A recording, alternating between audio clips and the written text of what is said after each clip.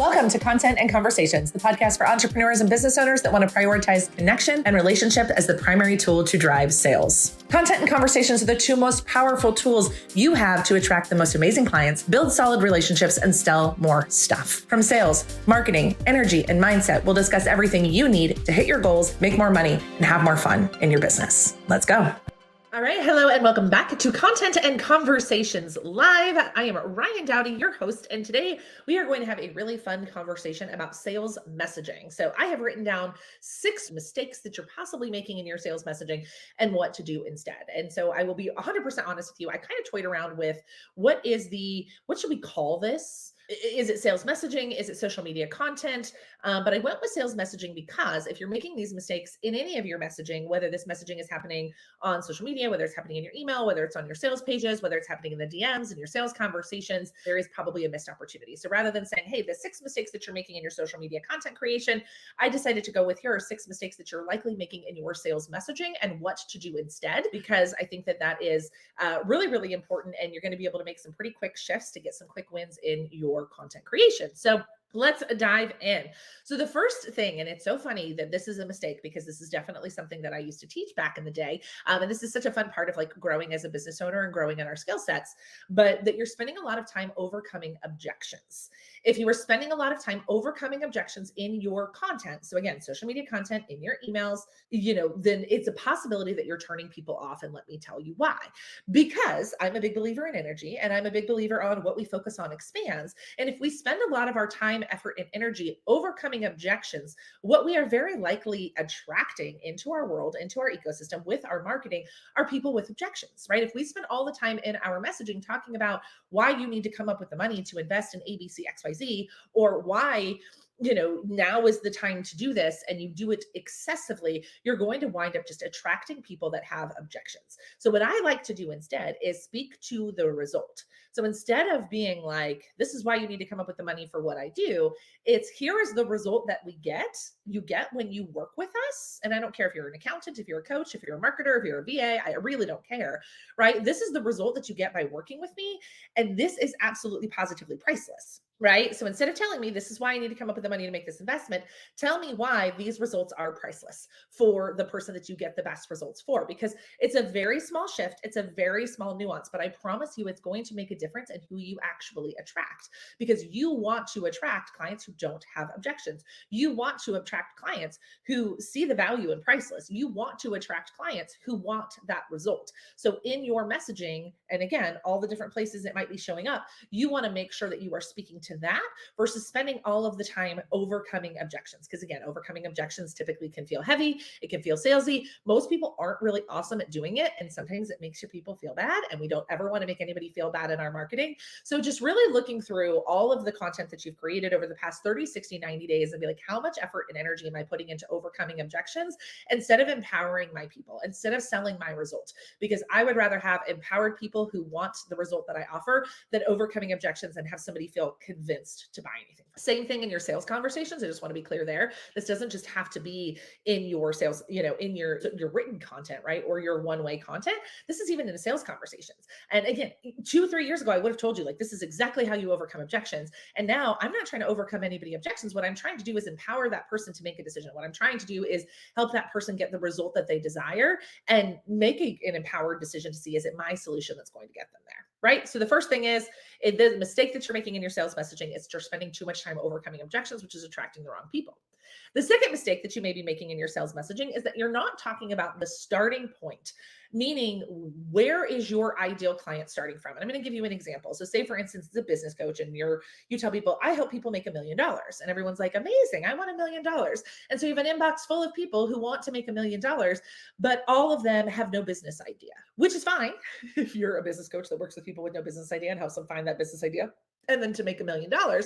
But if you're a business coach who works with people who are at the $250,000 to $300,000 a year range revenue wise in their business, and they want to get to $1 million in revenue in their business, right? If that's where you want to go, then you need to talk about the starting point. point. And so many people are missing this. And that's why they're getting so many unqualified people on sales calls, in their DMs, in conversations, all those different things in their webinars, launches, challenges, is because they're not saying the starting point. Like, the client who gets the best result working with us is this person. Our client's already making $250,000 to $300,000 a year, and they would like to make $1 million. That's who I get the best results for. That's what you need to lean into in your marketing. So if you are a mindset coach, right, and you really like to play in energy and energetics and stuff, then you need mindset coaching clients that are somewhat familiar with the space, right?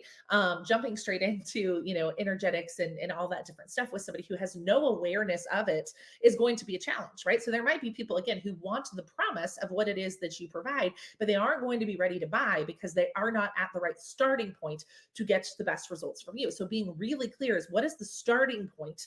Where are they at currently, right? What is the current state of that person? You want to make sure that there is mention of that in your marketing. So again, for instance, as an agency, we really don't work with a lot of newbies, meaning if you don't know who your ideal client is, the problem that you solve, if you don't know those things, we're not a great fit for you. So we aren't marketing to the brand new business owner. We don't ever talk about signing your first clients. We don't ever talk about that. We talk about how to elevate, what you're already doing, how to make it better, how to improve it. Because again, there has to be a baseline there if people are going to improve. So being really mindful of that. And again, this could come up in your social media content. This can come up in your emails. This can come in your sales pages. This can come up in your stories, reels, TikToks, etc. And then of course, in your conversations in the DMs, always that first question being like, hey, where are you at currently? Because if somebody says, oh, well, they give you the information of that they're not at the starting point, then you don't even have to waste your time in that conversation. And I know that that sounds callous to say like you're wasting your time talking to people, but that's the number one objection that I get from people is like, I don't want to waste my time in a bunch of conversations that aren't the right conversations. Well, cool. Then what is the starting point of your ideal client? Pinpoint that, ask that question, and then you're never going to waste your time in a conversation. But even better if you empower them to decide that ahead of time because you call it out in the marketing that you're doing. So the first mistake that you're making in your sales messaging is you're overcoming too many objections. And the second is that you're not calling out the starting point of where your ideal client is. The third mistake that you may be making in your sales messaging and what to do instead is that you're not saying the hard stuff, right? As humans, we don't want to piss people off, but oftentimes we have to say the hard thing to make sure that we are attracting the right people. So an example for us as an agency, I always talk about, I never make what we do sound easy, right? Not because it's hard, because we're good at it and it comes very naturally to us and we can deliver in a very easy way. But I'm not trying to attract clients that want an easy button. I am not an easy button. I'm not looking for easy button people who want to make $1 million overnight, right? That's just not who we are. That's not how we serve. It's not what we do. That's not who I want to attract into my ecosystem. So I am very candid in my marketing to talk about the fact that, yeah, sometimes it's going to take you 30, 60, 90 days to really see the results that you want here. And you're going to have to take consistent effort to make that happen. And I say that because I don't want anybody who is going to pay me and 2 weeks later tell me it's not working. It's not working. This is so hard. Yeah, I know. So I say the hard things in my marketing so that I don't get those people. Or when they do come back and say, this is hard, this isn't working, I'll be like, well, we've only been doing it for 12 days. We've only been doing it for 12 days. So yes, of course, right? But when we say the hard things in our marketing, when we put the hard things in our emails, when we show up and we say that stuff, then we don't even attract those people to begin with. They're completely turned off by us because we're not offering the easy button. We're not offering whatever. So that is something that I feel like so many people are afraid of being polarizing or rocking the boat or pissing people off or turning people off or turning away business, that they're afraid to say the hard stuff. And that is actually what I think is probably the difference between like a mediocre marketer and a good marketer. Like somebody who's getting kick-ass results from their marketing is saying the hard things that their audience actually needs to hear to get them into action, right? So not just the hard internal stuff, but the hard external stuff, right? Like sales and marketing, if you don't know, it can be really freaking hard. That's why you partner with somebody like us. So, those are the types of things that I'm saying. Like, what hard things are you not saying that wind up attracting somebody who wants overnight success or a different kind of result that you're willing, that you provide? Okay, so that's the third thing. The fourth mistake that you may be making in your messaging and what to do instead is that you are not talking enough about your experience and your expertise. And I wrote this one down because this is one for me. I actually have a girlfriend who kind of called me out on this in the DMs the other day. She was like, right, I can't remember the last time you talked about like your 15 years of corporate experience. Like you've literally advised thousands of people on their sales and marketing strategy. And you have a team of people who you have taught your frameworks. Like, of course, you guys are a no-brainer for anybody that needs help with their sales, marketing, content creation, conversations, etc. But you're not touting your expertise expertise enough. You're not telling people the experience that you have that makes you a better choice than A, B, C, X, Y, Z. And I was like, holy shit, you're right. Right. So it obviously made it on my list of like, are you actually telling people? And I just coached a client through this last week. Like, are you telling people why you are the best choice in what you do? And this is so hard, especially for my women business owners, because we get really caught up in the idea of like, I don't want to brag. I had this whole conversation, actually, I had it twice with this same client where she's so afraid to brag about herself. Well, first of all, choose a different word, because I understand why the word brag brings up negative things, right? It doesn't feel good in our body when we feel like we're bragging. Like, nobody wants to brag. If you even look up the dictionary definition of brag, it doesn't have a positive connotation with it. So I 1000% understand why you may not like that word. Okay. But if we do not tell people how awesome we are, how are they going to know? How are they going to know? Like, how are people, unless I depend on people to like go to my LinkedIn and dig past through all of my history, how is anybody actually going to know that I have been doing what I've been doing since 2005? For 18 years, I have been consulting people on their advertising and their marketing, how to sell more shit. No one's going to go do that research on their own. So I have to tell them. It is my job as a marketer to tell people why I am as an expert at what I do. And so this, like I said, it makes people so uncomfortable because they don't want to brag or they have a hard time talking about themselves. But if you are not doing this, people might not, they're like, oh, well, I like this person and I like their content, but I don't know why they're an expert. I don't know why I should trust them. So telling people what qualifies you to do the things, especially on the internet right now, right? Like, what's the word? Consumers, they're using a lot of discernment right now, right? Like, consumer confidence, that's the word I'm looking for, is at an all-time low.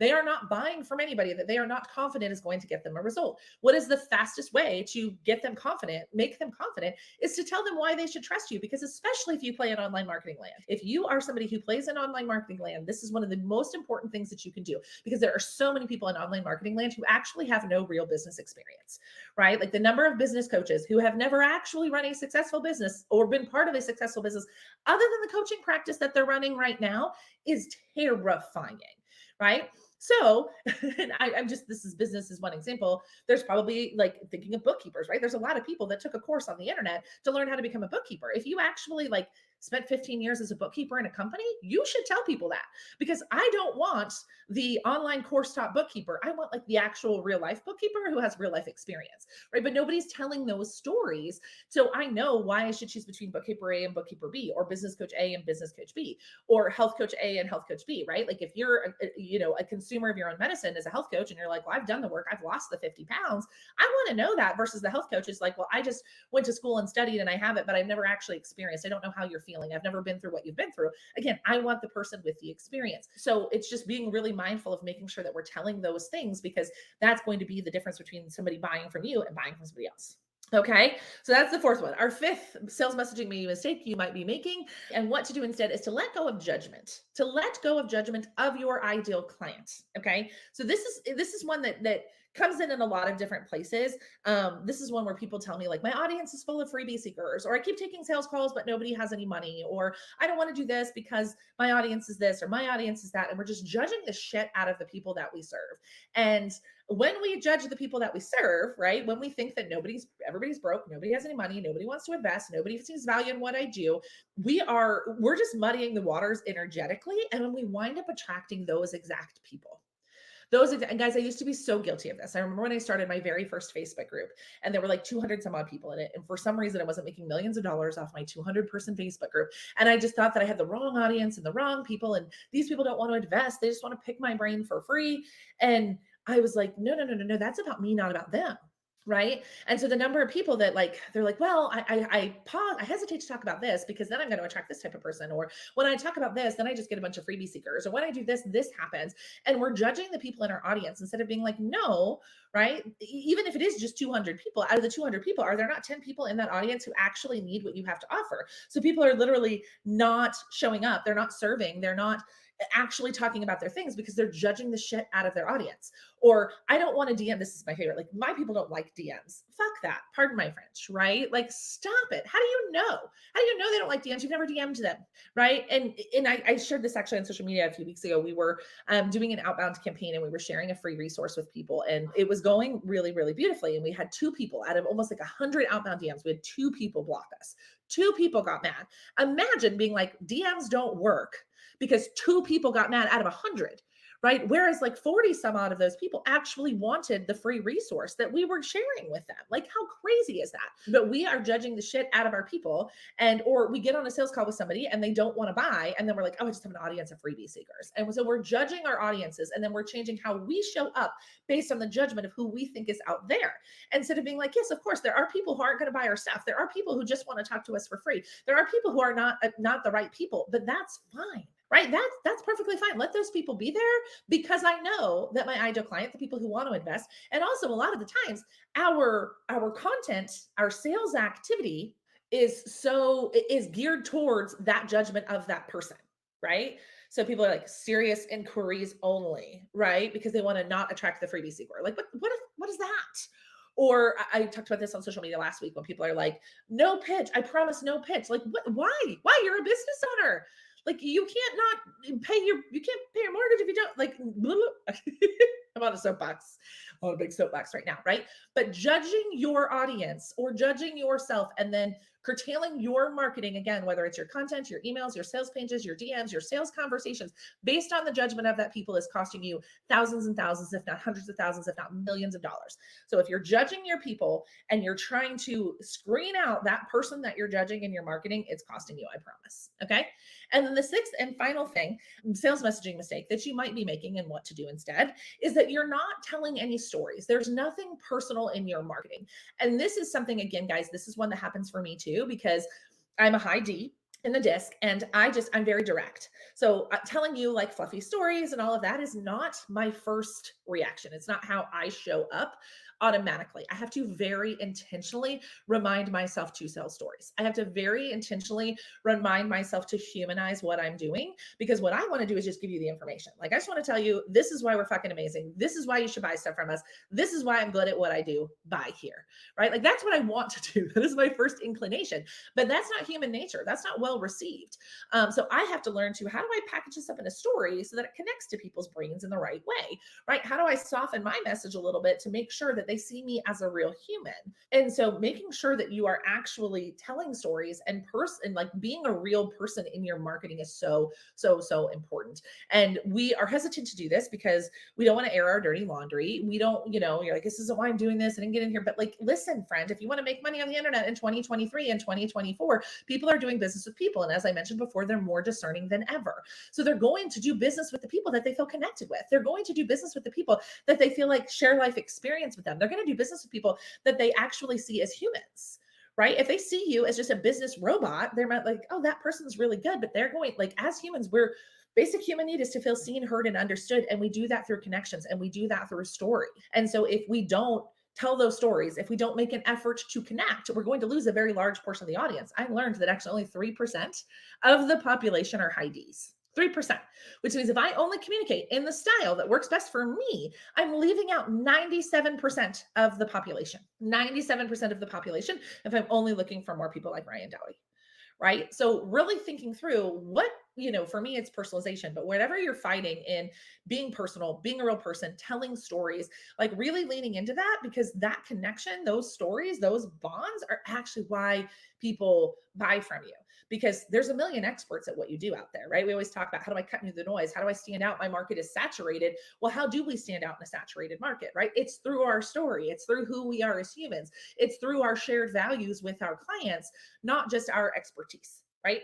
So that's such an important part of this. So I'm going to walk you through them again. So I have 6. I always take notes here for those of you that watch this live. So 6 things that you are doing in your sales messaging that is probably keeping you from making money, right? Number 1, overcoming objections. You're focused on the wrong thing. 2, you're not telling the starting point. Where is your ideal client starting from? Where are they at right now? Super important. Number 3, you're not saying the hard stuff. You're not saying the things that need to be said. You're just not. And because you're afraid of pissing people off, and it's costing you money, right? Number 4, you're not talking about your experience and your expertise primarily because you're afraid of bragging. Do more of that, right? Number 5, you are judging the shit out of the people in your audience, and you're trying so hard to avoid the people that you don't want to talk to that it's actually who you're attracting. And number 6 is that you're not telling your story. You're not being a real person in your marketing. And if you can infuse any of those, even just one of those or 2 of those into, again, this could be in your social content. This can be in your emails. This can be in your DMs. This can be, there's all the places that you market and you connect with people. Infusing more of this in here is automatically going to increase your conversion rate. No questions asked. Thank you all so much for being here. For those of you that are here live, I appreciate you. For those of you who listen on the podcast, thank you so much. And we will see you all next week. Thank you so much for listening to Content and Conversations. If this was helpful for you, I would love if you would follow along, subscribe, leave a review, and share it with your friends. And we'll see you next week.